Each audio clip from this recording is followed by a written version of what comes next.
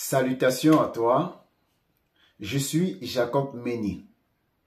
À travers cette vidéo, j'ai pour objectif t'exhorter, t'édifier, t'encourager à ne point abandonner.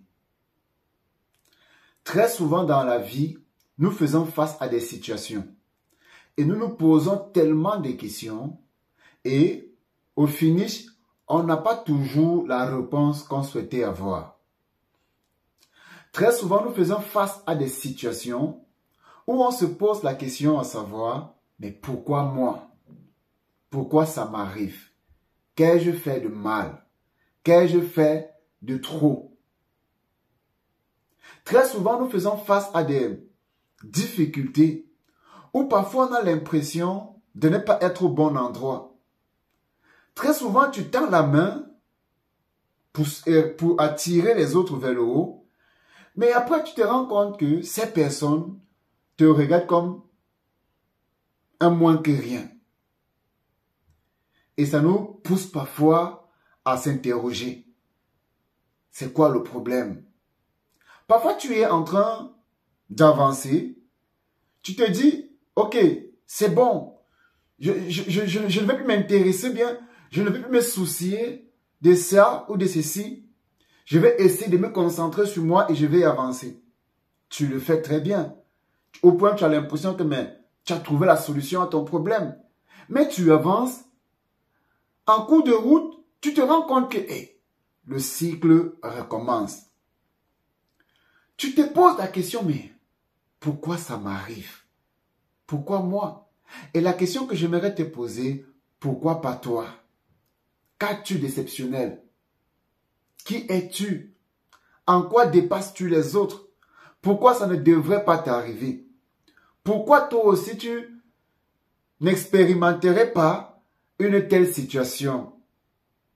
Bien-aimés frères et sœurs, il nous arrive tous dans notre vie à un moment donné de se poser la question pourquoi ça m'arrive?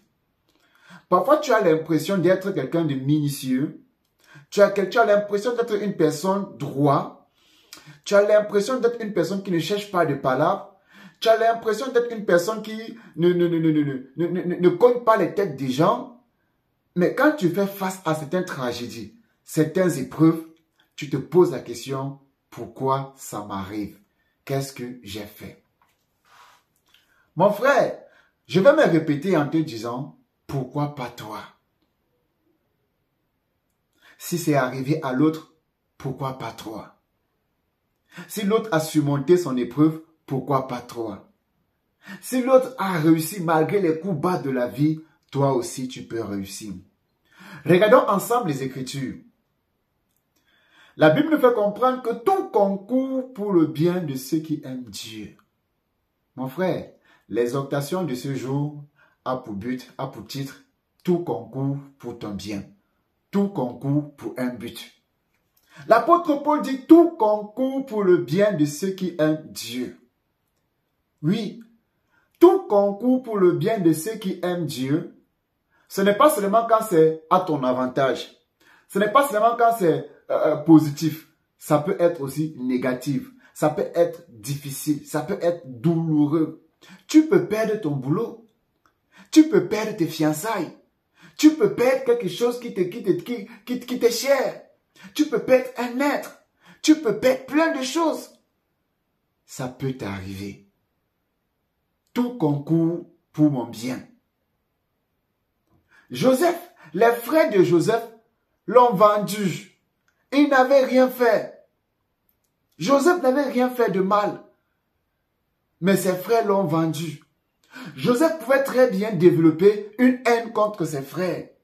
Joseph pouvait très bien développer une méchanceté vis-à-vis de ses frères, une vengeance vis-à-vis de ses frères. Mais qu'est-ce que Joseph a fait? Lorsque Joseph a rencontré ses frères ne l'ont même pas reconnu. Mais Joseph a dit, vous m'avez souhaité du mal, mais Dieu l'a changé en bien. Frère, tout concourt pour un but. Tout ce que Dieu fait dans la vie d'un enfant de Dieu est pour un but précis. Tu ne peux pas expérimenter l'élévation sans passer par la crucifixion.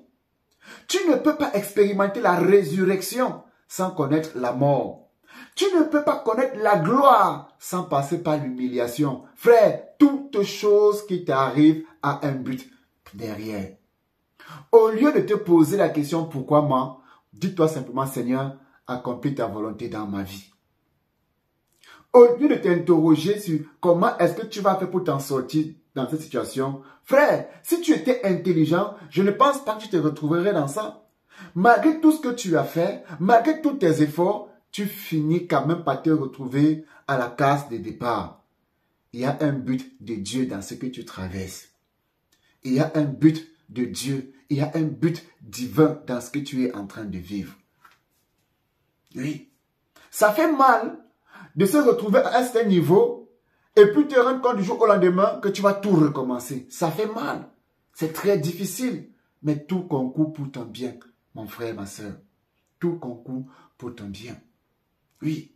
Jésus lui-même, face à son épreuve, s'est écrié, mon Père, pourquoi m'as-tu abandonné? Oui, mon bien-aimé, il peut nous arriver, durant notre marche chrétienne, de s'interroger, Seigneur, est-ce que tu es encore avec moi? Mais n'abandonne pas, parce que Jésus-Christ n'a pas abandonné. Jésus-Christ, quand il a fini de se lamenter, après lui-même, il a dit, Père, je ne veux pas ma volonté, mais ta volonté. Alors, j'irai jusqu'au bout. Frère, n'abandonne pas, ne lâche pas, persévère, accroche-toi, tout concourt pour ton bien. Les gens t'ont insulté, ce n'est pas grave.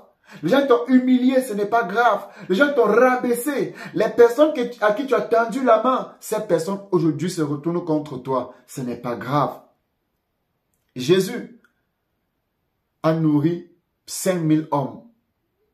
Jésus a ouvert les yeux des aveugles.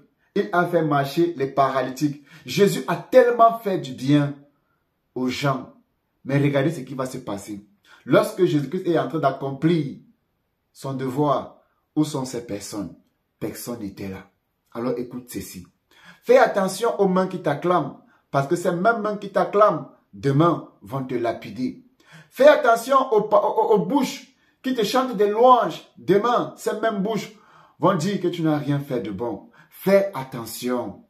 Fais attention. Accroche-toi à Jésus. Parce que Jésus sait où est-ce qu'il est en train de t'amener. Jésus sait où est-ce qu'il est en train de te conduire. N'hésite pas à t'abonner, à commenter et à partager. L'opportunité t'est donnée aujourd'hui de faire la rencontre de Jésus. Si tu n'avais pas encore accepté Jésus-Christ dans ta vie comme Seigneur et Sauveur, voici l'occasion pour toi, mon frère et ma soeur, de là où tu te trouves. Je ne sais pas. Peut-être dans ta chambre, peut-être dans ton taxi, dans ta voiture, peut-être au bureau, tu écoutes cette vidéo. Tu n'as pas encore fait la paix avec Jésus. Mon bien-aimé, la parole de Dieu nous fait comprendre que si tu entends ma voix, n'endurcis pas ton cœur. Je pense qu'il est temps pour toi aujourd'hui d'ouvrir ton cœur à Jésus et de laisser que la parole de Dieu puisse nettoyer ta vie et enfin que tu sois la personne que Dieu a prévu que tu sois. Alors je vais prier avec toi. Père, merci. Merci pour ta grâce. Merci pour ton amour. Viens et prends le contrôle de ma vie. Je te reçois comme mon Seigneur et Sauveur. Fais de moi la personne que tu veux que je sois. Au nom de Jésus-Christ. Amen. Alors mon frère et ma soeur, si tu as fait cette prière, je t'invite à chercher une église où la parole de Dieu est prêchée avec vie. Vas-y là-bas. Demeure béni au nom de Jésus. À très bientôt. Shalom.